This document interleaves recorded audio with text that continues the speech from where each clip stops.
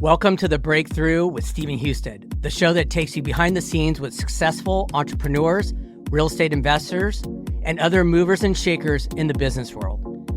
In each episode, we'll sit down with our guests to explore their personal and professional journeys, including the challenges they faced, the breakthrough moments that propelled them to success, and the strategies and the tactics they used to get there. Get inspired by new ideas and strategies and get to know our guests on a deeper level. Join us for candid conversations, powerful insights, and plenty of breakthrough moments. Please help us grow by subscribing and sharing the podcast, and welcome to the show. Welcome back to the Breakthrough Podcast with Stephen Husted. Today we've got Adam Mayberry, the mind behind the Mayberry Workshop. Today's episode is a journey into the heart of property development, where Adam and I peel back the layers of what it truly means to maximize the potential of your space. We're talking innovation, we're talking strategy, and we're not shying away from the controversies that come with it. Adam and I get real about property value. No fluff, just stories. Ever wondered how your property could be a gold mine?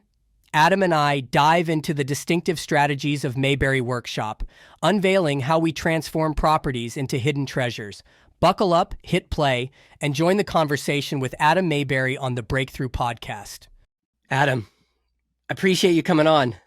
I know we've been playing back and forth for a couple weeks, but I think we've talked about, I know that I've told you that I wanted to get you on the podcast because, you know, I think what was it? A couple years ago where I met you at that investor meetup and you were discussing doing ADUs, and that was becoming a really popular thing in California, and from where I'm at in San Jose, you know, it was definitely the buzzword. People were talking about it.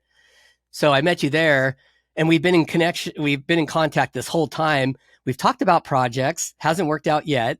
I think partly the reason why it hasn't is just these timelines with the city of San Jose are absolutely nuts and costly, right?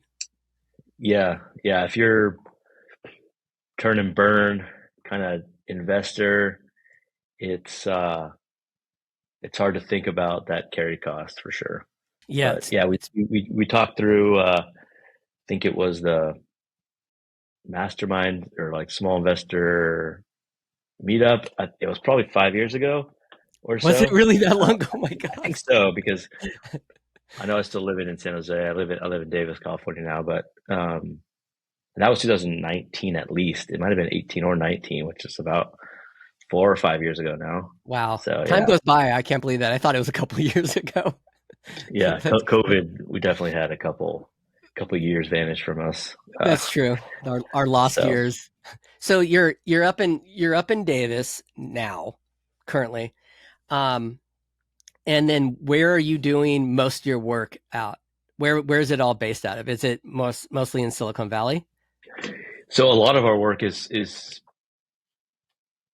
we say Bay Area, and now we're saying Northern California. So we have a builder partner that's in the Bay Area, in the San Jose area. We kind of have home base there when I'm there working. We don't have any people working out of that office yet, but we did have a larger office in downtown. I think with work from home and all that didn't make sense financially to keep a large office. I moved my family up to Davis, and we have an office here now for people to come to if they need to, but we will go Gilroy to Napa, Sonoma County, Sacramento. Okay. East Bay, West Bay, North Bay, South Bay. If we need to go to Central Valley, Central Coast, Wine Country, or San Luis Obispo, that's where I went to school. So I'll run down there if I need to. What about Santa Cruz? Just to be back, but Santa Cruz Aptos. We're doing work in Santa Cruz Aptos right now too. So why don't you give a little breakdown of what you're into and what you do? Like, what are the types of developments you've been doing, and what's your bread and butter? I mean, I know you from the very beginning doing ADUs, which is an accessory dwelling unit. Basically, what it is, you know, if you have a single family home and you have a detached garage, you can build an ADU and basically have it for, you know, another rental or a family member. what are you doing, and what are people in California looking to do at this point? Yeah, that's a big question, because our practice as an architect has really always been geared towards development. I have a background, I have a master's degree in how to do development as an architect, and I've really used that as a value add to my clients. And so, um, my first wood frame project I designed and permitted was a duplex that I developed with a partner of mine in San Jose. That was about the same time ADUs were coming on board, and I split off from the firm I was working at, Studio Current, which is also kind of an architect development practice. Jeff Current, I worked with him at Swenson, and so he The split off builder. with me. Yeah, Swenson builder developer. They're everything too. They have architecture. So I have that background, but ADUs were being streamlined kind of simultaneously by the city of San Jose and the state. So San Jose did want to make ADUs easier because they knew that was an entry level to adding housing. The state similarly was pushing for deregulation of ADUs. And so my involvement with the city of San Jose from a planning zoning perspective and rule making perspective, I know those people that do large multifamily towers and stuff downtown because we were working on entitlements or feasibilities on those projects, and they're the ones making the rules for the ADU laws. So I was brought in as a stakeholder, so I knew on the ground floor some of these rules and really got into understanding state law and how it was changing. And those type of projects, they have zoning requirements, which most smaller designer kind of people doing these smaller projects aren't used to that amount of bureaucracy, and legislation that goes around the ordinances and creating. Also, they are developments for a homeowner. It's different than a flip or a renovation where you're like, I want to move a wall and I want to pick out some finishes, but permitting is fairly easy. When you get an ADU, you have zoning criteria, fire separation, height, bulk, mass, design criteria, full foundation, full utility hookups, all these things that have to go with a large development. And I really cut my teeth on designing and feasibilities of developments like Santana Row. So when you think of vertical and horizontal spatial arrangement, if you ever walk around Santana Row, you see, okay, you got some storefronts. You also have multifamily entrances on multiple sides. You have parking garages in some of those buildings. You have garage pickup for all the retail and the housing there. So there's 4 or 5, even like 8 entry points on a building that have to go horizontally and vertically, and it's this really complex pieces fitting It's together. like a So puzzle. yeah, it really is. It's really complex. So I designed a couple of those developments out in Summerlin, Nevada, where Red Rock. It's like a huge, big development out in that area. In Colorado, and one other one early on, and by the same architects that did the Santana Row. And so, like, I really understood like the how to create space and scale, and using that to, I won't say find loopholes, but have advantages for my clients has been a big benefit, to us as a practice of having an edge, and for our clients that trust in us to go through the process. But like you say, in the city of San Jose, um, timelines are tough. They are probably, if you want to say ADUs and using the SB9s, they're probably one of the most aggressive from allowing the ADUs and the speed. What is the It speed like? Tell me, walk me. So let's just say a homeowner is listening to this right now and they want to build an ADU. What can they expect if they went through one of the predetermined, they have packages, right? Are different types of floor plans you can pick from that are a little bit faster to get built. Is that correct? Yes, so the San Jose has a great system there. It's an open market. So anyone, not I won't I'll say anyone, but anyone that would qualify for the program can have their floor plan available. We've helped them create that so that there's not an advantage to people with the city giving them away for free. Because as an architect, we have a free for service. They're basically saying, here, your service is free, um, but we've controlled those plans. So we do let the design and delivery model speak for itself. But with the pre-approved plans, we have three of them currently. We also have like flexible floor plans that we're thinking about getting permitted there, which would expand it to, I think it's 48 different units if we get that approved.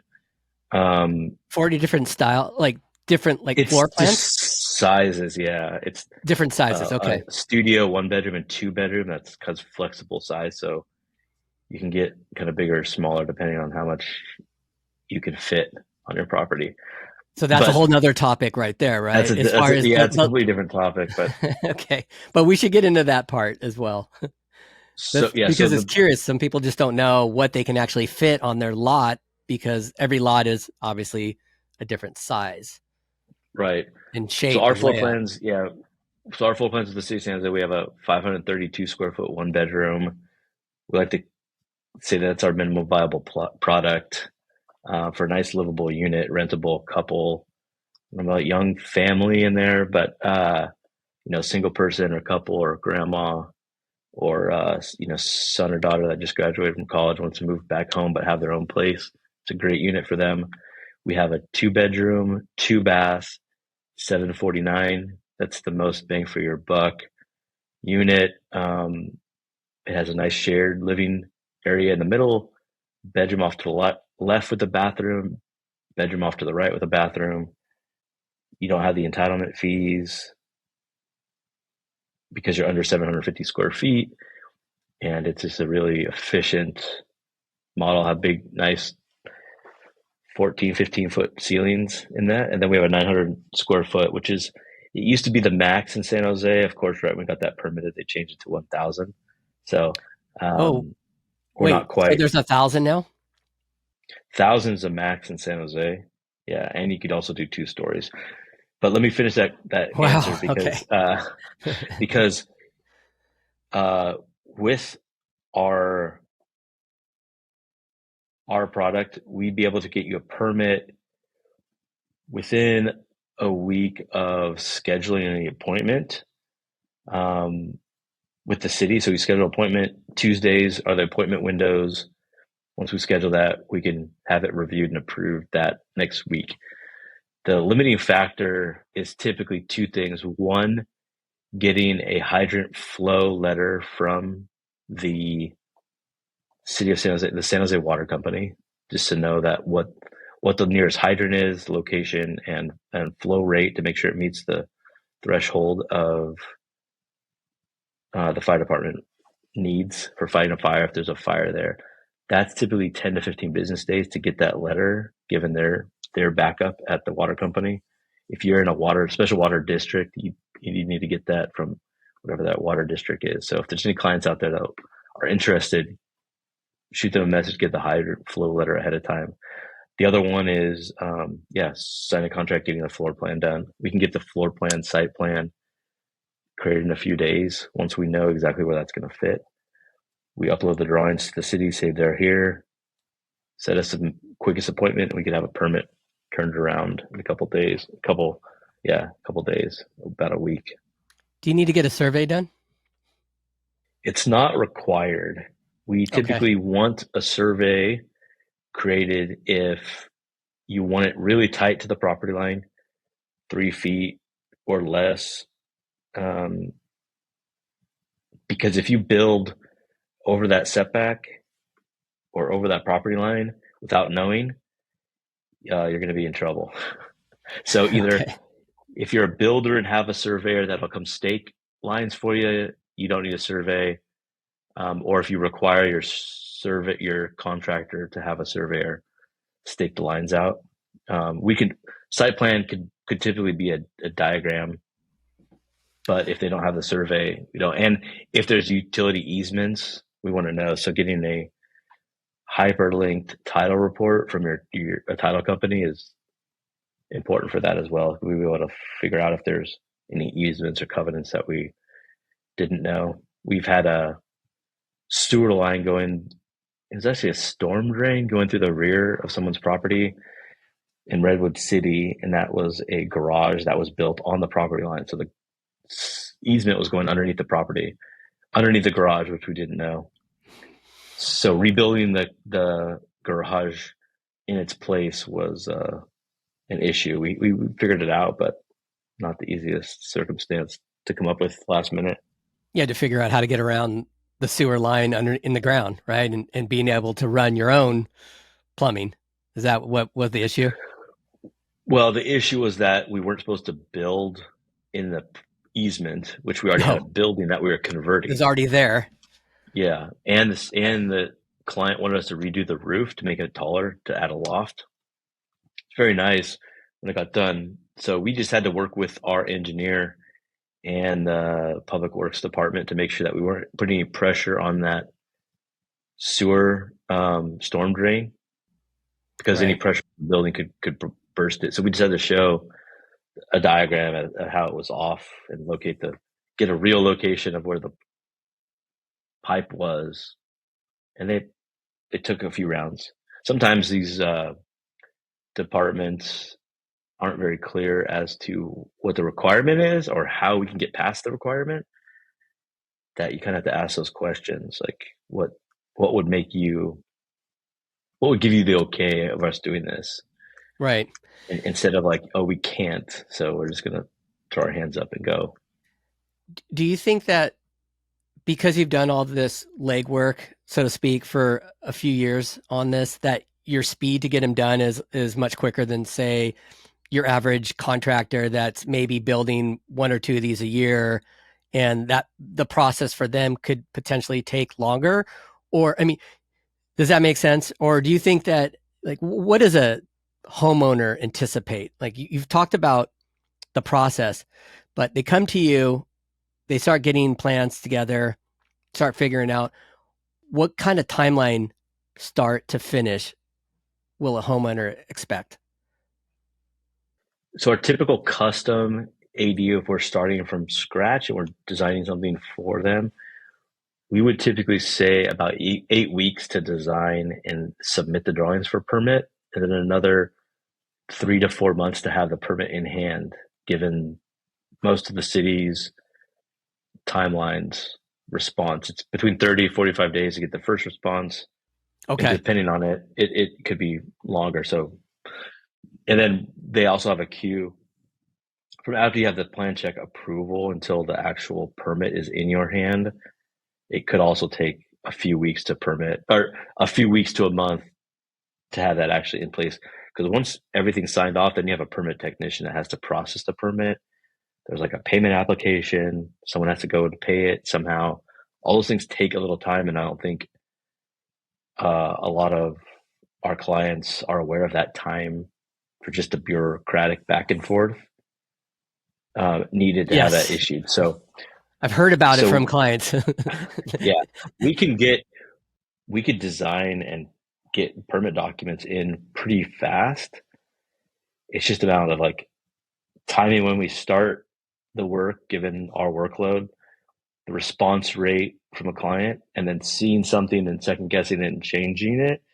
And that back and forth is what takes the full kind of 8 weeks from us. Okay. And then we also have consultants that take a few weeks to get to us. So um, I guess if there's any potential clients out there, kind of think about, and if you're worried about the speed, understanding what you'd like to achieve and what those goals are and how we can help you create those goals on paper will speed the process up. Because I know a lot of your listeners are probably looking at investment, and even our clients that aren't looking at investment, they are looking at the future on what something will be worth and how sellable that will be if and when they do decide to sell a home. So Yes, definitely. I mean, there's a lot of different nuances to the whole process of getting it done, and what you can achieve in the very beginning will help dictate how fast the speed is from start to finish. Would you say start to finish would be anywhere between 8 to 12 months? Does that sound in line? 12 months should be from like contract signed to keys. To keys. That Yeah, makes yeah. sense. That Yeah. should be it. Like we could shrink that down to closer to probably, I don't want to say 5 months, 5 to 6 months for our pre-designed units. If we're able to build um, ourselves, and we think we have some ways to do that, and we're getting those numbers in place to have that available. We do have some numbers about ready, but say you have a signed contract, we could have a permit to you within 2 weeks. That gives us a good runway to be able to have a permit or building created within 3 to 4 months. Because you're cutting out the back and forth, so to speak, because it's a Yeah, pre-planned. Yeah. Okay. What? yeah, So besides the ADUs, I know that you're doing way more than just ADUs from what I've seen. So in the Bay Area, San Jose, Silicon Valley, what are the other cool new developments that people are asking for? Like, what are they doing with their large lots on the corner? And because now we have a lot of different things that we can pull off on lots that we weren't able to do years prior. So what have you been up to there? yeah. A lot of AB 2011, a lot of builder's remedy, bonus density, and ADUs all thrown in there. I think so. A SB or mixture now. AB, so AB 2011 is the by right building of multifamily within commercial zones on large corridors. So your West San Carlos is, Monterey Road, areas of cities that are zoned commercial that are almost impossible. Not to go into how city budgets work, but that's their tax basis land, and you're able to build multifamily there by right, state rules. So the caveat is that you need to have a affordable component there. I think it's 15% low income. You also have prevailing wage, which is a more expensive rate in which you pay the people working on your projects. But I think at the end of the day, depending on what your land value is, there's things you could do to make that start to pencil. We're still working on a couple of those out off Saratoga Avenue, and forgot the other street, but we're working on a couple of multifamily projects there. But what you're able to do is have at least 30 dwelling units per acre zone, at a minimum. You're able to stack the state density bonus, which adds another 50% capacity to the density that the lot allows. So if you're allowed 100 units on the lot, you're able to get 150 if you provide a certain threshold of affordable units. Affordable. Yeah. Yeah. So it's 15%. So if you use 100, if out of 100 units, 15 of those are affordable, you're able to get a 50% bump. So out of 150 units, you have 15 affordable, you have 135 market rate units Okay. That's versus cool. the underlying zoning is just allowing 100 market rate units. So you get 35 extra market rate units by building in the 15 Yeah. And we affordable. need You those. also you also get to like pierce the height requirement, you get 3 concessions. You could say no open space, which if you don't have it on your lot, there's in lieu fees and things like that. So there's a lot of advantage to that. And there's also the ADU law, and the ADU law gives you 25% of the units can be ADUs if converted non-buildable space. So that, let's go back to our 150 units now. If you have a 150 unit building, but you also have a bunch of space for business center or gym or whatever you want to call it, you can get another 37.5, so 37 units out of that. So now you have 157 or 187 apartments. 37 of those you'd call an ADU, but it's the same exact thing as across the hall. Wow. So That's interesting. you also get 2 detached units, so it's actually 139. What are they doing on the detached rentals. Units? Well, what It's are just the two detached ADUs. Wow. If you just have them off from the side. If you have a big lot, again, how you fit it in, I'm not completely sure how big the lot is, but we ran up against this sort of thing on a project we were building in San Jose, and this is a pretty good example. We'd have to go through a PD zoning process, which is, planning commission, city council, create our own zoning because the city didn't have the underlying zoning that would fit. And since going into that, we added the density, but not density bonus. Sorry, yeah, the density bonus. We added some affordable units. We reduced our fees for the in lieu fees, which is going to be $1 million+ in fees. We are able to reduce the base of the building to be satisfying the underlying zoning, which is just a site development permit, so no discretionary hearings now. We're able to get the same amount of units and a bonus. We're able to use the waiver for height, making it taller. So we were only able to do 35 feet with the underlying zoning, but this building is going up to 70 feet tall because of that. We're also able to reduce the parking. This client actually did not reduce the parking. They still have like two units, 2 spaces per unit. What type of clients do you have coming to you? Like, what? Tell me your client pool. Is it the homeowner to the build? Like, break that down.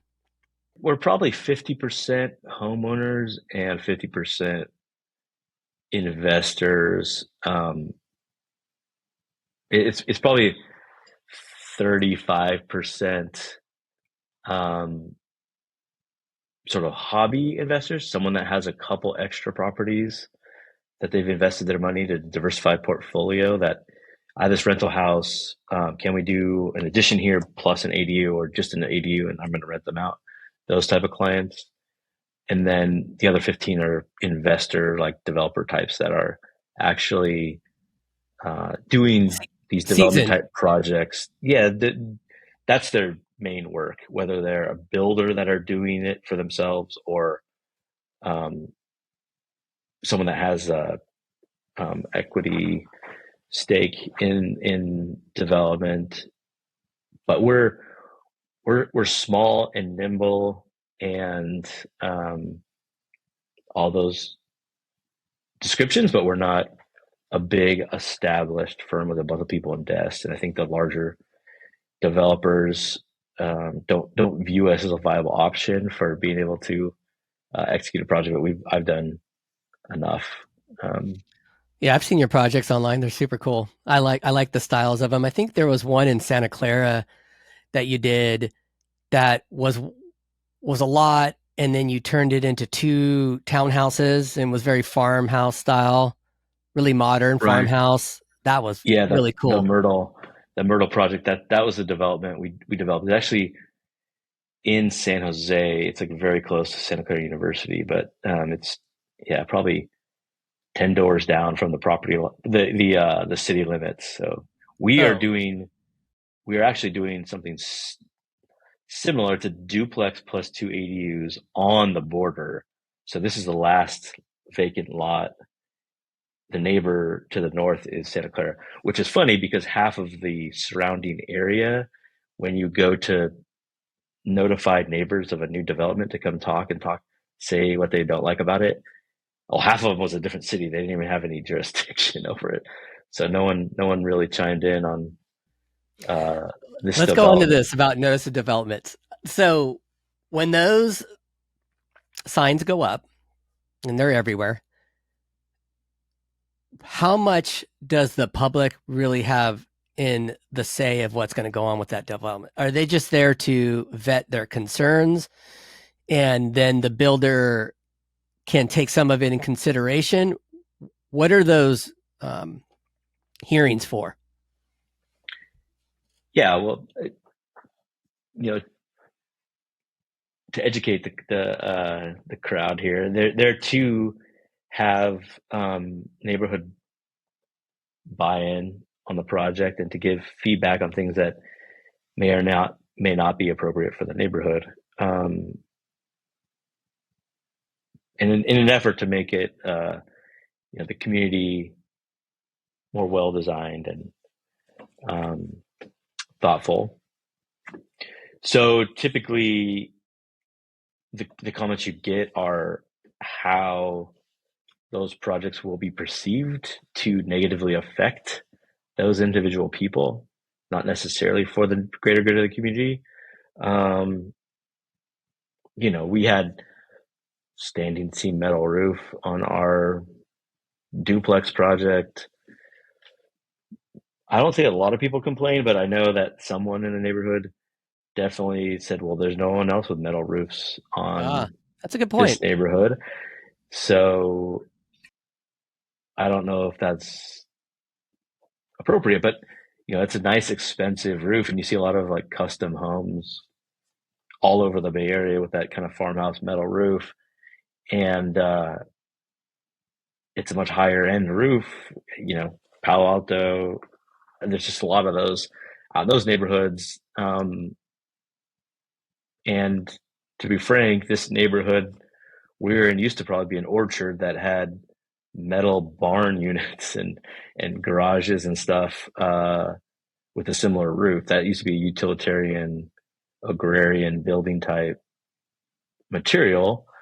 And so we ended up talking with this particular person, and I think they came to the conclusion it was a matter of opinion that it didn't really look that bad and they could have it. But I think some of those voices give a little bit too much weight to the process because it's at the discretion of the planner to field those comments and make a judgment as to what's relevant or not relevant. Yeah, I feel, especially when they're not developers or architects, it's sometimes hard. I think it's just more of an emotional comment that and artistically as well. Pointing out a metal roof, and I know what you're saying because I ride throughout Los Gatos, and those metal farmhouse roofs are popping up, and they're popping up in some of these neighborhoods that are more the Victorian style homes. Yeah. But now some of these neighborhoods are going there's a lot of mixture because there's old homes and people want different styles now. And so now you're getting a mixture of so many different types of homes. And you know what? They all blend in very well. And honestly, I think the metal roof look, not that I would want the whole street to look like that, and that'd probably be impossible. But when you do see it, it almost looks fresh and newer, and it feels like it would probably bring up the property values in that location because it's a brand new build. Yeah. It's a brand new build. That's correct. And yeah, there's a lot there to comment on. When you have new homes in your neighborhood, there are new opportunities for people to like start setting the market. So when people are buying multiple smaller units, there's more people. It's bad because they're adding more people and more parking, all those things that negatively affect people's lives. But they are, that's a big topic right now. So, yeah, parking. metal roofs and high density in a single Yeah, family neighborhood is not perceived well in a lot of locations. I guess that's what I would say. it's true. But regulated housing is good, I think, in having rules around it and be able to buy small units is very good for those people that are trying to house their kids in their backyard. I don't think I don't think parents necessarily ideally want their kids in their backyard, and I don't think those kids want to be living the first time out on their own after college, living in a backyard. If they could buy a home, half mile away in someone else's backyard, that's 800 square feet and actually a starter home, it'll be awesome. So, the issue is if we don't have these homes, then you have large homes in these neighborhoods converted to, dorms, and you have 8 people individually living there with 8 different cars. Nothing's regulating that from From stopping. happening.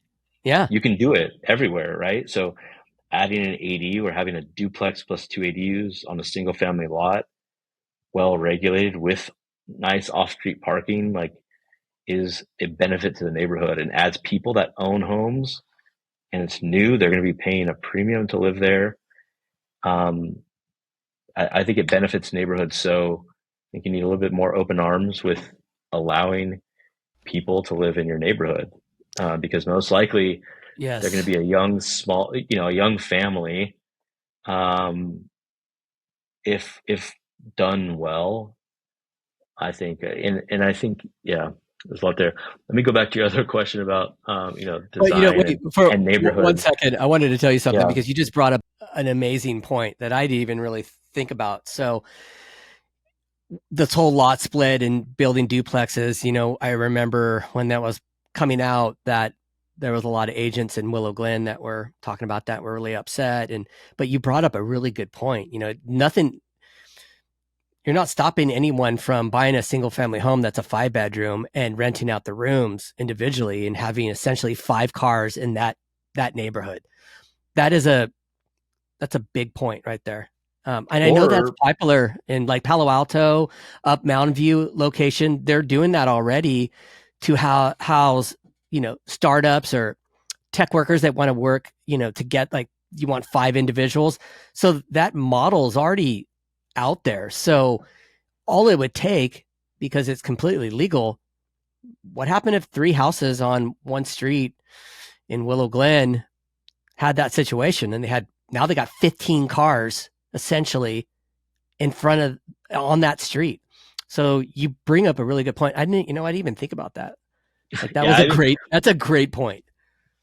we think about, I think, putting yourself in the shoes of those people that may be living there or may be building or designing it. I think as a homeowner, you know, I'm sure everyone now in the Bay Area, Northern California, California in general, has some kind of perspective on negative effects of the housing crisis. Like, I'm sure they have someone in their life that is not able to find an appropriate place for a price they can afford.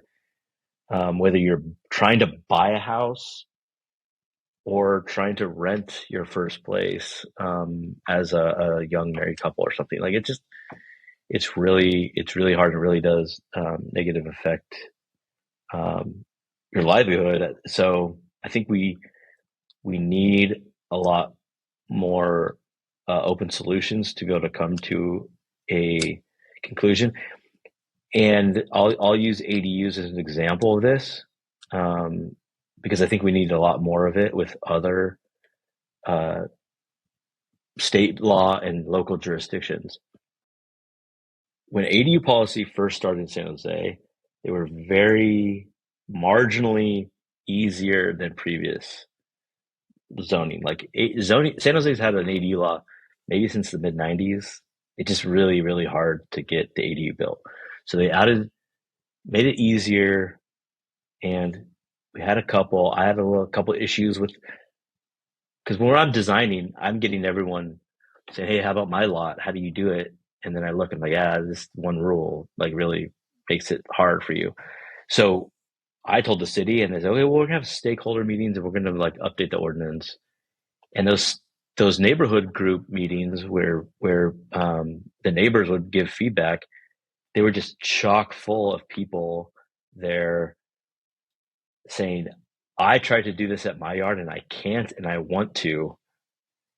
And that's what led the city of San Jose to say, we have the political will here of the neighbors and the neighborhoods to get this to pass and be really flexible.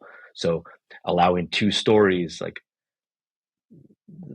not slim, but bigger footprints, 1,000 square feet, that all that stuff is all because the citizens of the city of San Jose forced them to allow it to happen. We have a lot of property, a lot of empty nesters, boomers that have their backyards kind of going to waste. Not a lot of people at home anymore. Like this could be our retirement income, and we could travel the world and do it. We could live in the ADU. We're not going to build our own home. We've never built a home. We could customize it to the little things we like, and we don't need that much space. The 2 bedroom, and we'll rent out the main house and travel. So they wanted it, right? Similar with SB9 duplex, it's lot split.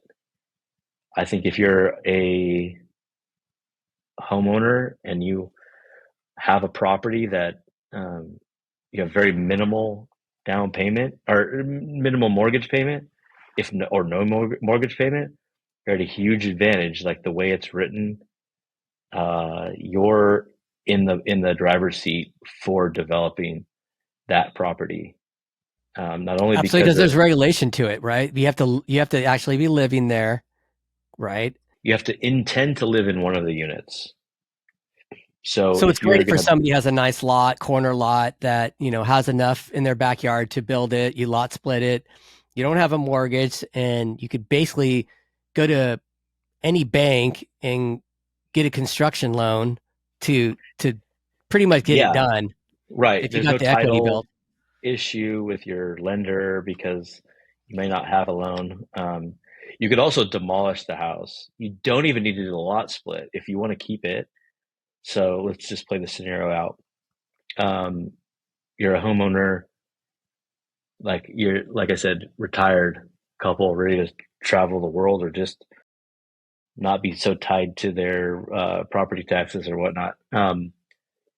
We could build an ADU for you in the back. You could move into it. We could tear the main house down, build um, 2 units that are similar, 3 bedroom, 2 bath, or whatnot, depending on how large your property is. There'd be 2 brand new rentals that would probably go for, we're talking about San Jose or Willow Glen, like 4,000 plus a month, $5,000 a month, and they could build another ADU next to yours and get another 3,000 or so a month. So wait, how many with that process? Let's walk through this one. What size lot are we talking? And you said you basically would build 2 duplexes. The Yeah, 80, one you build an duplex, ADU at first and live in the one ADU. duplex, 2 units. Yeah.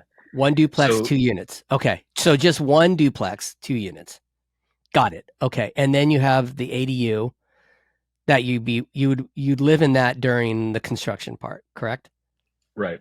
Okay. So All then you right. wouldn't Okay. have to be displaced. So if you build something in the back, you could live there while they demo the house. There's a lot of older ranch houses on big lots in Willow Glen that they could be even What's nice, the but minimum? What's the minimum you would need? so technically 3,500 square foot lot. That's What? really tiny. Yeah, that's right. Yeah, you can do it on 3,500 square feet. Imagine a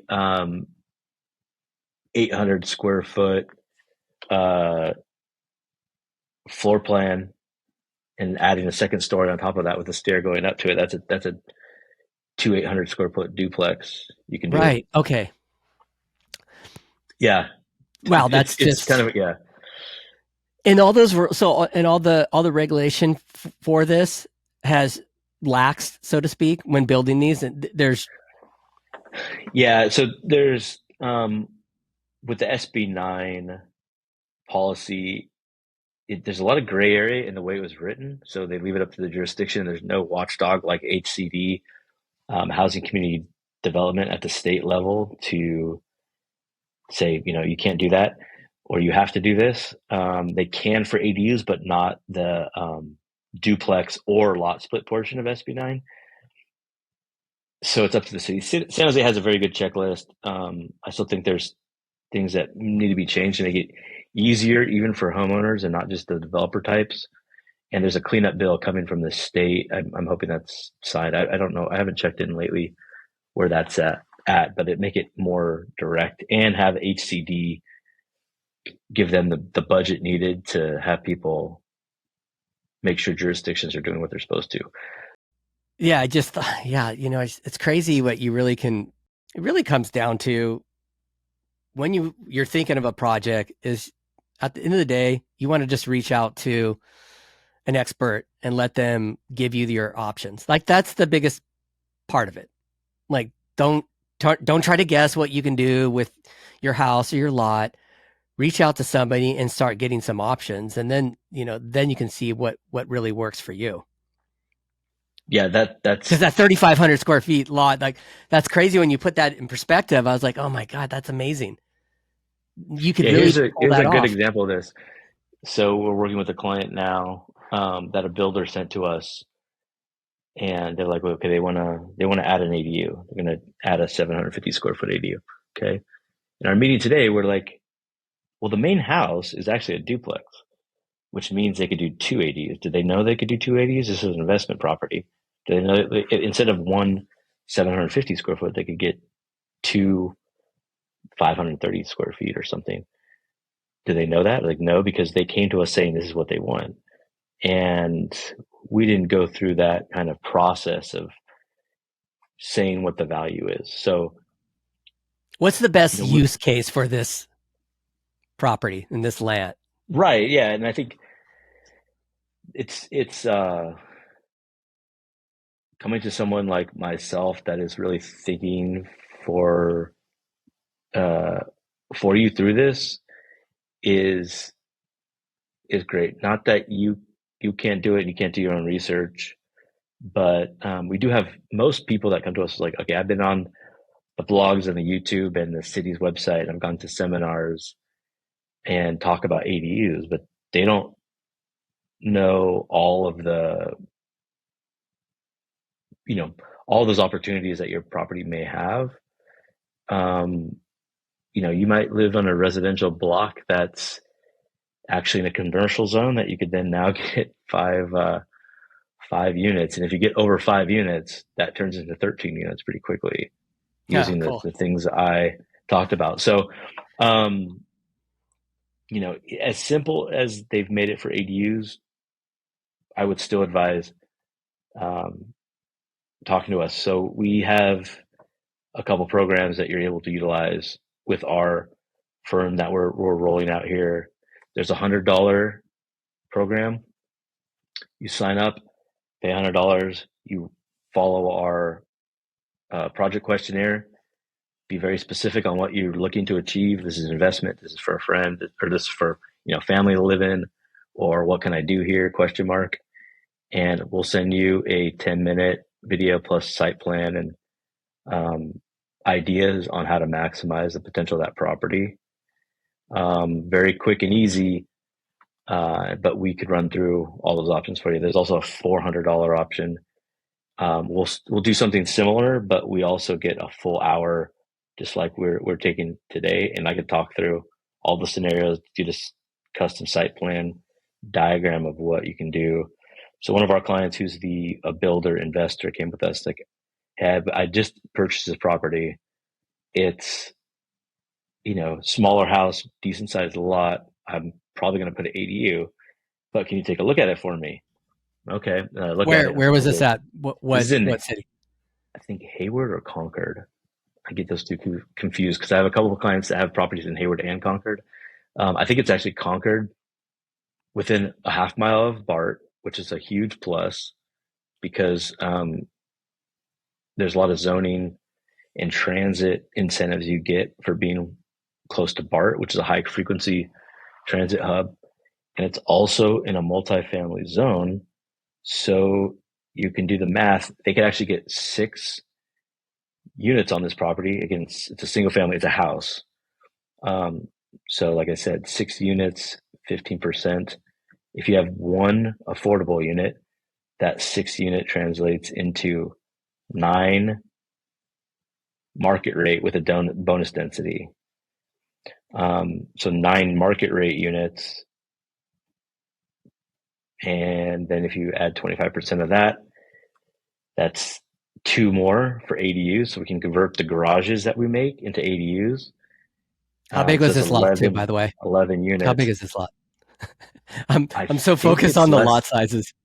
I think it's less than 10,000 square feet. I think it's 8,000. I could find out for you, but yeah, I think it's an 8,000 square foot lot. And wait, and this is in essentially a residential neighborhood? It's in a multifamily neighborhood. It is okay. It's a residential neighborhood that, there's BART and it's near to the downtown, and okay. Like you think of like like Nagley Park neighborhood in San Jose, just east of it's a historic neighborhood, so they wouldn't do this, but those neighborhoods should have a density of 30 to 40 dwelling units per acre.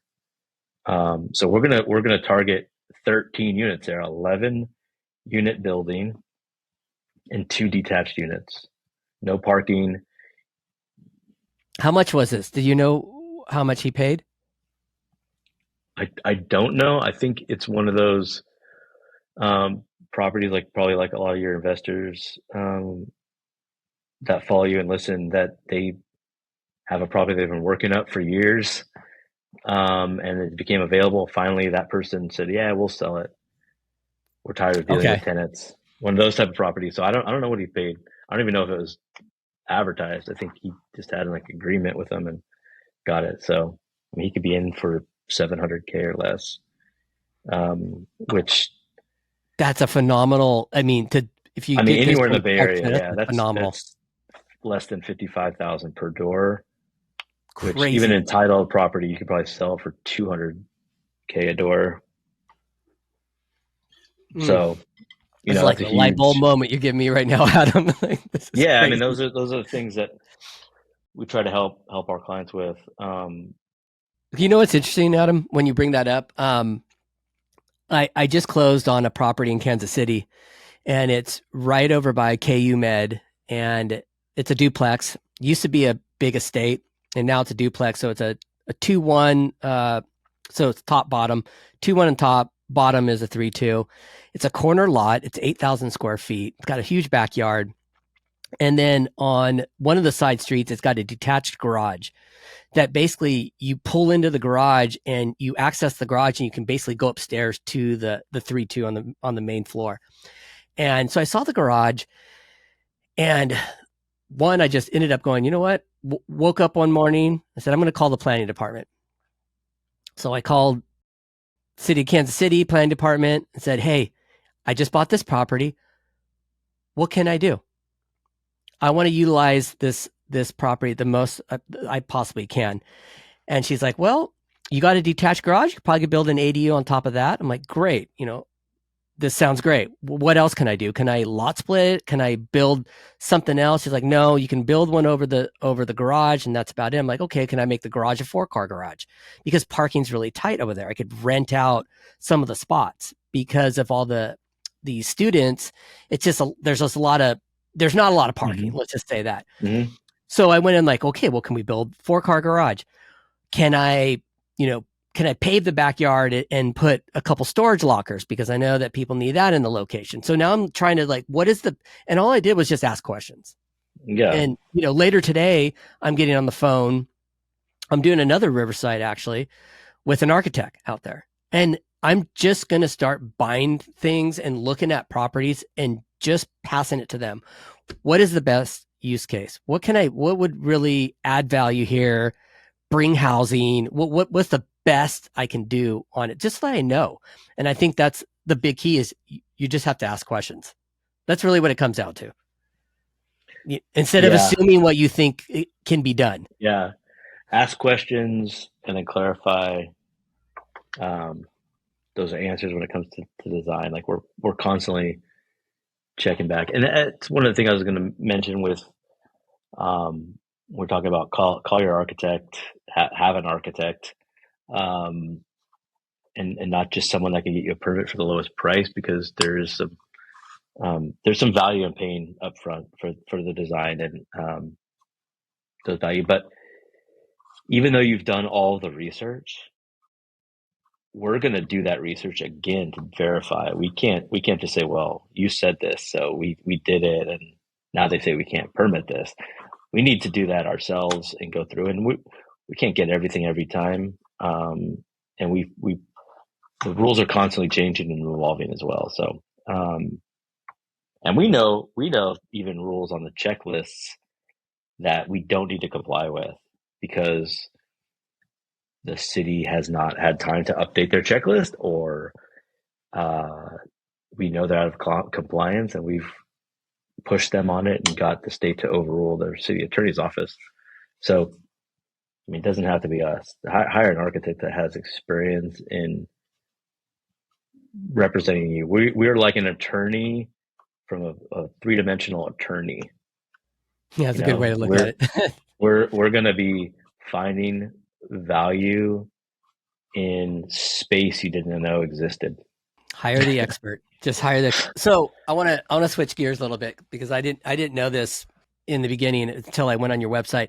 Can you give me the history of the name Mayberry Workshop and where that came from?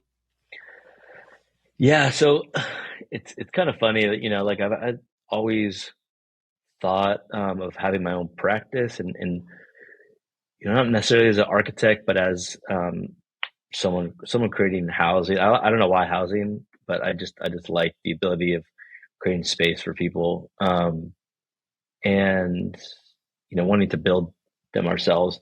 Not necessarily I'm an architect, traditional architect, but the ability to like work in the build process and the development side, and just thinking through, you know, name of my firm type things.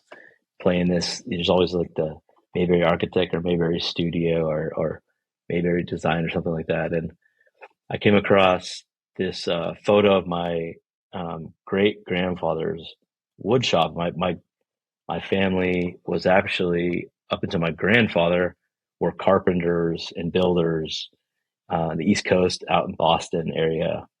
Multiple generations of builders and carpenters, and I saw this workshop with a Mayberry name on it. I think there's a picture on our website. I saw that. Yeah, and so I was like, workshop is it's kind of a vague name for kind of tinkering and creating, and I think that plays into what we do. We kind of create and workshop ideas for you and create value. And we could be Mayberry Workshop as a builder. We could be Mayberry Workshop as an architect or even a developer.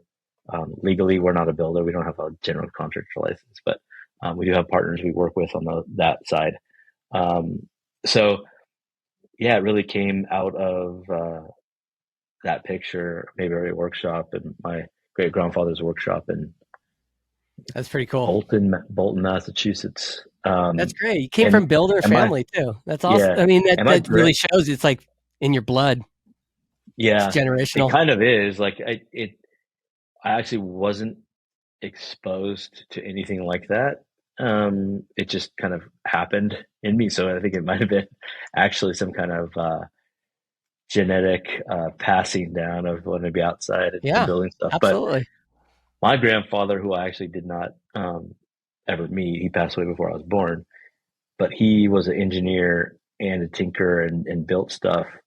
But he has, I'll have to do a post on it. There's a little toy kit he created of a home, almost like a little ADU. And it's in a little, he created a box and created the branded marketing and a little guide to how you frame it using little balsa wood pieces, and they're all pre-cut. And he was like trying to create this as like a toy product that you'd sell to kids to make them. And it's really cool. I have to get a couple pictures of it. That's really cool. You know, it's funny. My brother, I don't know, I probably told you this. My brother used to be a general contractor, but now he's a city inspector for Sunnyvale. But I guess he was over at Good to know. Yeah. You let me know. That's where he's at now. He's trying to get Okay. in with San Jose too. I think he's trying to interview there, or maybe.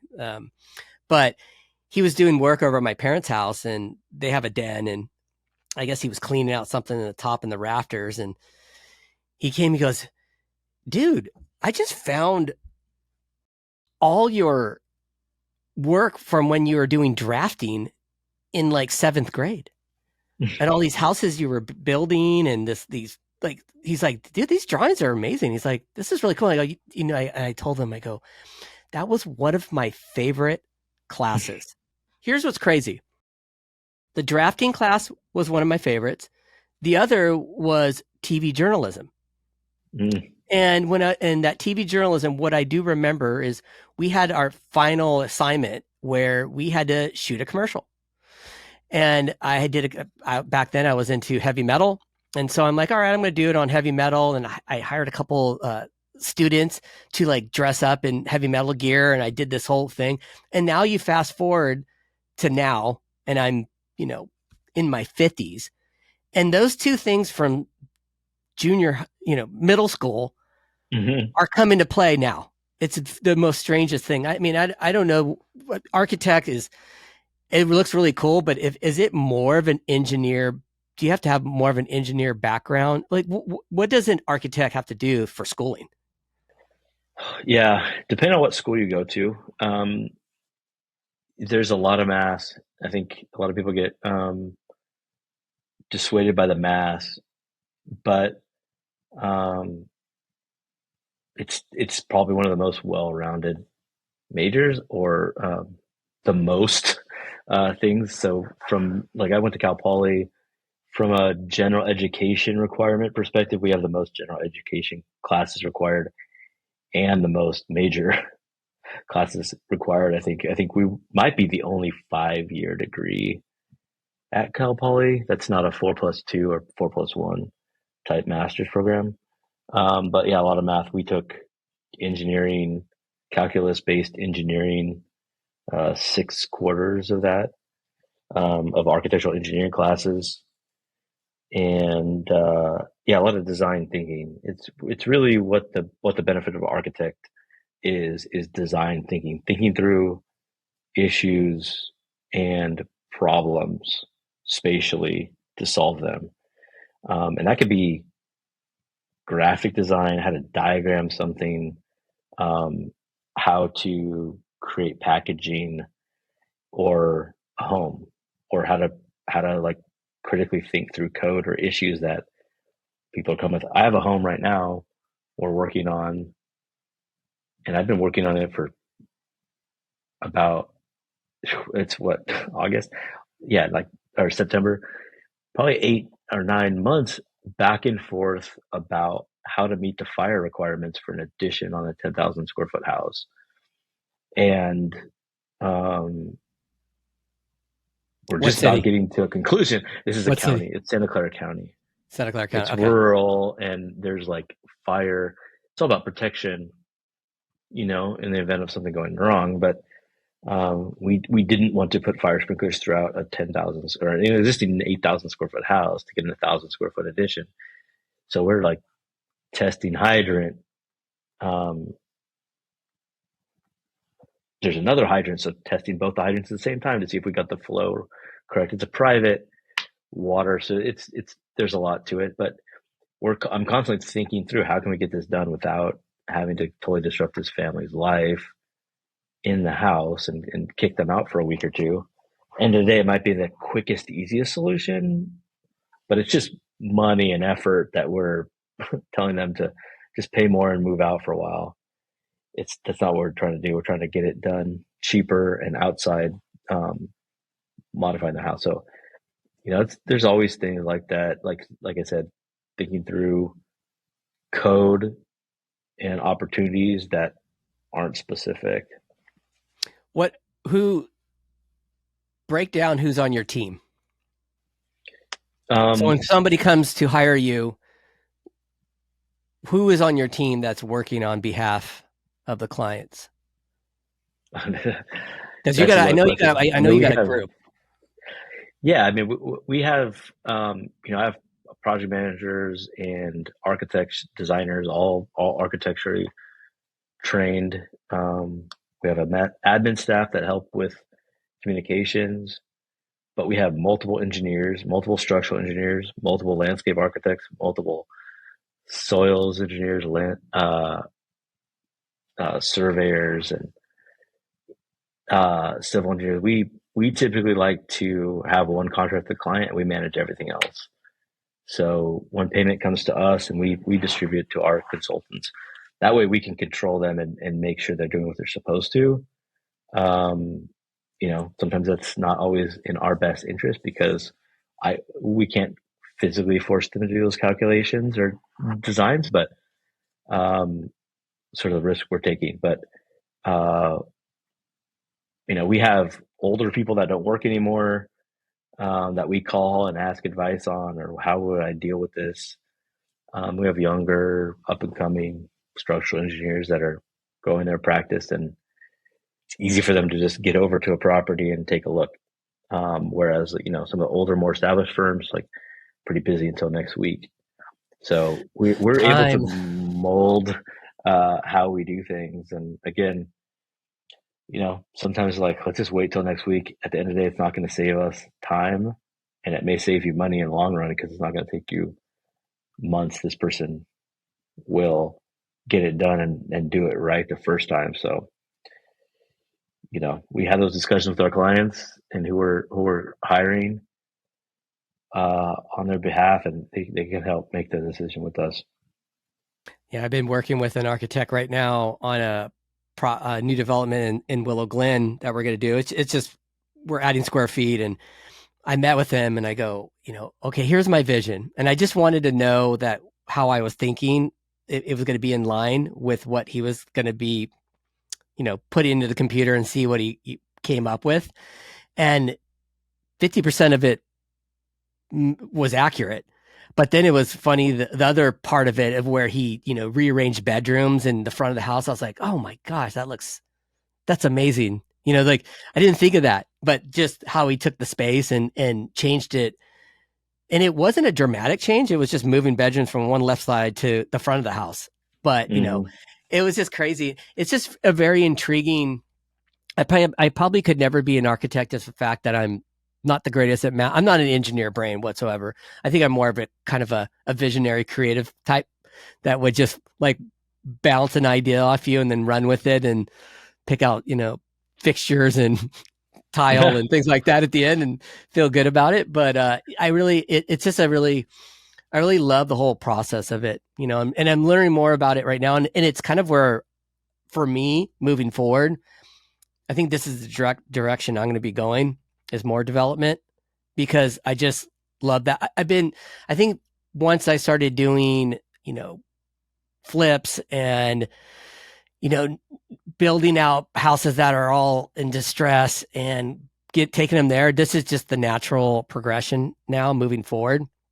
I noticed that. And, yeah, so it's been really great picking your brain and getting to hear what you do. I mean, we've talked a lot, but it's just good to hear a little bit more in depth. But so with the audience, where can they find you? Yeah, you can find me at mayberryworkshop.com. We'll give you a link that will go straight to those kind of two scenarios I said for the best way to evaluate your property. That will get your foot in the door and get us all the information we need to help evaluate the property. And from there, you're kind of in our system to help Yeah, create and that value for the property. we'll link it in this episode as well. I'll put your Instagram in there too if you want people following you. Mayberry Workshop on Instagram. Yeah, Great. we've been on a lull on the social media while we're getting other things worked out with office space and employee sort of development. But we're going to get in a more flow of kind of creating some value and content for people as well. Part of Please do. Yeah, You already have cool stuff on. You got cool stuff on there already, and I'd love to see some of your projects in real time and video. I think it'd be great. Especially people love to see that. They love to see something starting from the beginning and getting finished. I think it's just huge. Gives them a visual too of what they can do with theirs. Absolutely. Yeah. We gotta you gotta set it, you gotta set the deadline, you gotta set the appointment to post stuff. But we're solely focused right now on getting clients work out the door and permitted and built for them. So I've been spending a lot of my time doing that. And awesome. We'll be delegating some of the social media stuff. Sounds like a plan. Yeah. Good. Well, thank you, Adam, for spending an hour with me and chatting. I appreciate it. I know it's been I know we were trying for weeks here, but I'm glad we finally got it done. Yeah, it's great to chat. I love being able to explain these things and the opportunities for people, because I think I could say confidently I'm kind of a unique type that is really trained as the development side of architecture, and have geared most of my career towards that. So I just need to get out there and explain more of that value to our potential clients and customers. Well, thank you. I appreciate it once again. And we'll get this rolling, and we'll get all your links in there, and hopefully some people could reach out and be inspired from what you're saying to look into what they can do with their lot, especially now that I know that I had some light bulb moments with you, just the 3,500 square foot. I'm like, oh gosh, I can just build up. That's great. So I appreciate it. That's kind of tight though. It's legally you can, but it's tight. 8,000 corner lot, 10,000 corner lot is nice. That's a nice. Yeah, you're ready to go. Yeah. All right. Well, you have a great day, and we'll be talking to you soon.